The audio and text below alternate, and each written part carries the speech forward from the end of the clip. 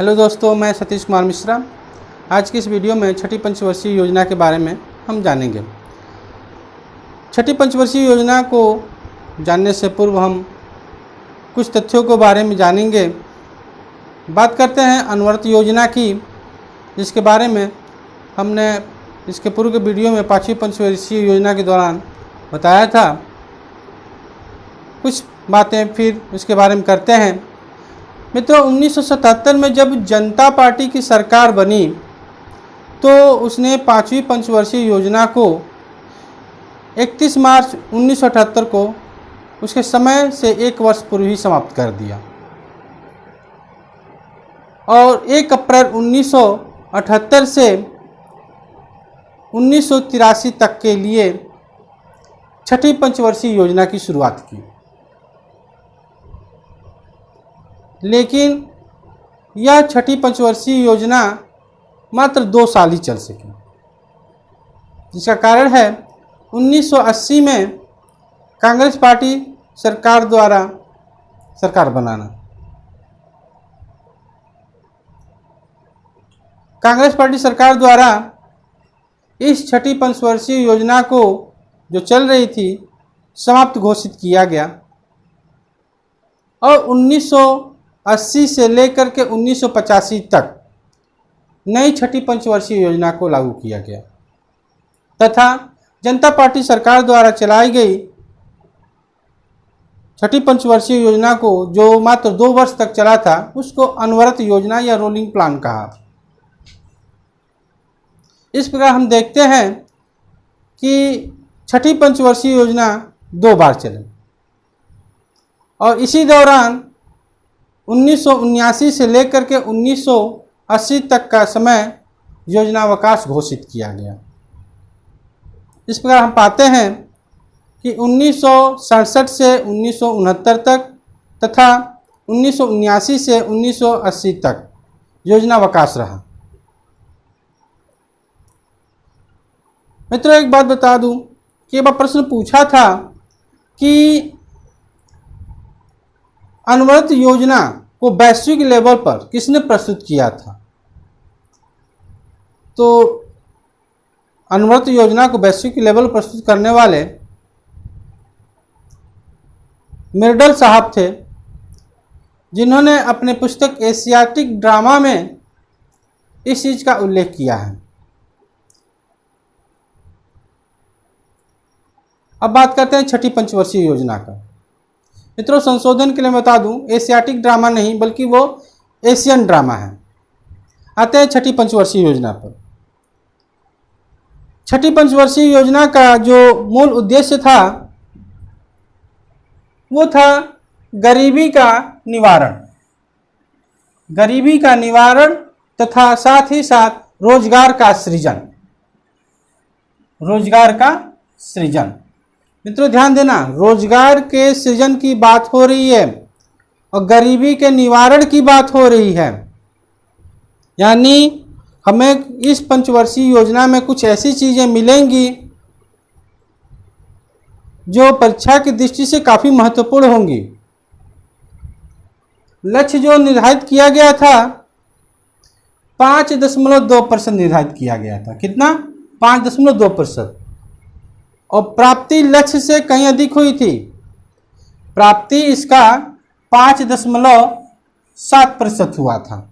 यानी कि यह योजना अपने लक्ष्यों को प्राप्त करने में पूर्ण रूप से सफल रही और यह योजना अपने उद्देश्यों को भी प्राप्त करने में पूर्ण रूप से सफल रही।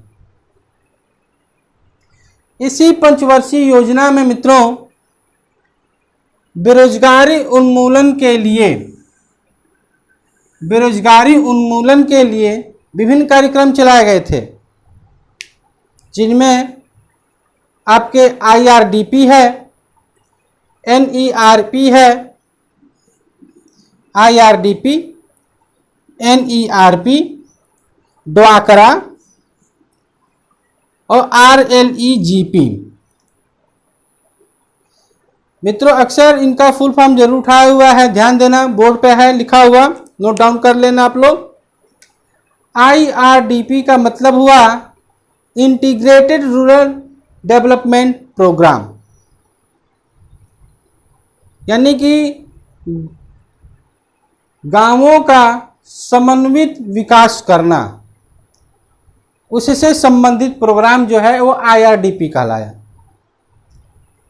NERP का हुआ नेशनल रूरल एम्प्लॉयमेंट प्रोग्राम, यानी कि ग्रामीण क्षेत्रों में रोजगार से संबंधित प्रोग्राम चलाने की बात कही गई।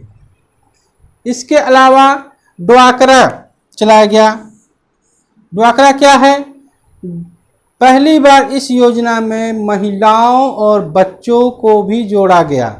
क्या है? Development of women and child rural area, मतलब ग्रामीण क्षेत्रों की महिलाओं और बच्चों के विकास के लिए जो कार्यक्रम चलाया गया वह कहलाया ड्वाक्रा।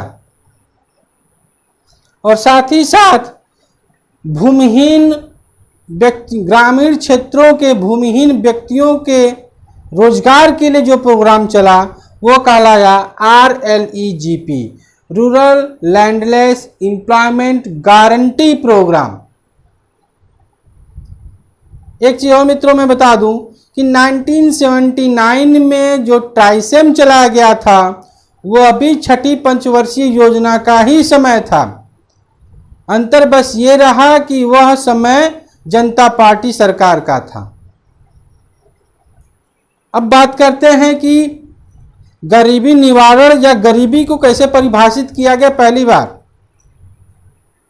बार मित्रों इसी योजना में परिभाषित किया गया कि ग्रामीण क्षेत्रों में प्रत्येक व्यक्ति को, अगर एक वयस्क व्यक्ति को अगर प्रतिदिन 2400 कैलोरी और शहरी क्षेत्रों में एक वयस्क व्यक्ति को 2100 कैलोरी उपभोग प्राप्त हो तो वह गरीबी सीमा से ऊपर है, और इससे नीचे प्राप्त होता है तो गरीबी सीमा के नीचे है। यानी कि एक गरीब बिलो द पॉवर्टी लाइन का कैलोरी मान या बिलो द पॉवर्टी लाइन को परिभाषित किया गया कैलोरी मान के आधार पर, जिसमें कहा गया कि ग्रामीण क्षेत्रों के लिए प्रति व्यक्ति 2400 कैलोरी उपभोग की आवश्यकता है प्रतिदिन, और शहरी क्षेत्रों के लिए 2100 कैलोरी प्रतिदिन उपभोग की आवश्यकता है। इसी योजना में 6 बड़े बैंकों का राष्ट्रीयकरण किया गया 1980 में। इसके पूर्व में 14 बड़े बैंकों को किया गया था, इसके पश्चात 6 बड़े बैंकों को किया गया था। 12 जुलाई 1982, डेट को याद रखना मित्रों, क्वेश्चन कई बार आ चुका है। 12 जुलाई 1982 को नाबार्ड की स्थापना की गई। अक्सर क्वेश्चन पूछता है ग्रामीण क्षेत्रों के विकास के लिए कौन सी एक संस्था या बैंक जिम्मेदार है या सर्वश्रेष्ठ संस्था है, वह है नाबार्ड। फुल फॉर्म इसका है national bank for agriculture and rural development. ग्रामीण क्षेत्रों में कृषि के विकास के लिए और ग्रामीण क्षेत्रों के विकास के लिए जो शीर्ष संस्था है वह है नाबार्ड, और 12 जुलाई 1982 को इसकी स्थापना की गई थी। और साथ ही साथ 1982 में एक्जिम बैंक की स्थापना की गई। ये क्या है? एक्सपोर्ट इंपोर्ट बैंक, आयात निर्यात बैंक। भारत से विदेशों को जो भी आयात निर्यात नीति का पालन करना होता है या जो कि वित्तीय सुविधा उपलब्ध करानी होती है, उसके लिए जो जिम्मेदार बैंक है वो है Exim bank, export import bank. आशा करते हैं मित्रों कि इस टॉपिक से आपको प्रश्न आएंगे, आए भी हैं। कुछ क्वेश्चन डिस्कस कर लेते हैं। कैसे बनेगा क्वेश्चन? पहले तो यही क्वेश्चन बन सकता है, किस पंचवर्षीय योजना में रोजगार सृजन की बात कही गई थी? छठी पंचवर्षीय योजना में बेरोजगारी उन्मूलन से संबंधित विभिन्न कार्यक्रम किस पंचवर्षीय योजना के दौरान लागू किए गए? ये आपके छठी पंचवर्षीय योजना है। इनका फुल फॉर्म पूछ सकता है। क्वेश्चन नंबर 2 यहाँ से हो सकता है। IRDP क्या है या इसका फुल फॉर्म क्या है? क्वेश्चन नंबर 3 बना सकता है। NERP क्या है? क्वेश्चन नंबर 4 बना सकता है। ड्वाक्रा क्या है या ग्रामीण क्षेत्रों महिलाओं और बच्चों के विकास के लिए कौन सा प्रोग्राम छठी पंचवर्षीय योजना के दौरान चलाया गया था? वो हो जाएगा हमारा ड्वाक्रा। क्वेश्चन नंबर हमारा ये हो जाएगा 5। और भूमिहीन व्यक्तियों के लिए, ग्रामीण क्षेत्रों के भूमिहीन व्यक्तियों के लिए चलाया गया एम्प्लॉयमेंट प्रोग्राम कौन सा है? वह RLEGP। क्वेश्चन नंबर ये हो जाता है हमारा 6। इसके साथ ही साथ पूछ सकता है कि गरीबी निवारण का प्रयास या फिर गरीबी को कैलोरी मान के आधार पर निर्धारण किस एक पंचवर्षीय योजना के दौरान किया गया? वह छठी पंचवर्षीय योजना। क्वेश्चन नंबर हमारा ये हो जाएगा 7। ग्रामीण क्षेत्रों के लिए कैलोरी मान कितना निर्धारित किया गया है? 2400 कैलोरी। क्वेश्चन नंबर हमारा ये 8। शहरी क्षेत्रों के लिए कैलोरी मान कितना निर्धारित किया गया है? वह 2100 कैलोरी। क्वेश्चन नंबर हमारा ये 9 हो जाएगा। किस पंचवर्षीय योजना के दौरान जो है कि देश के 6 बड़े बैंकों का राष्ट्रीयकरण किया गया था? क्वेश्चन नंबर ये हमारा 10 हो सकता है। 1980 में किया गया था। नाबार्ड क्या है? नाबार्ड का फुल फॉर्म क्या है? इसकी स्थापना कब हुई थी? क्वेश्चन नंबर हमारा यहाँ से बन सकता है 11। और देश में आयात और निर्यात के लिए वित्तीय सुविधा उपलब्ध कराने की शीर्ष संस्था कौन सी है? यह हो जाएगा हमारा क्वेश्चन नंबर 12। मित्रों ध्यान से क्वेश्चन को अगर देखेंगे तो आराम से जो भी प्रश्न आते हैं यहाँ से आपको आसानी सॉल्व हो जाएंगे। और जो भी क्वेश्चन ना समझ में आए आप कमेंट बॉक्स में हमें कमेंट करें, हम उसका उत्तर देने का प्रयास करेंगे। धन्यवाद।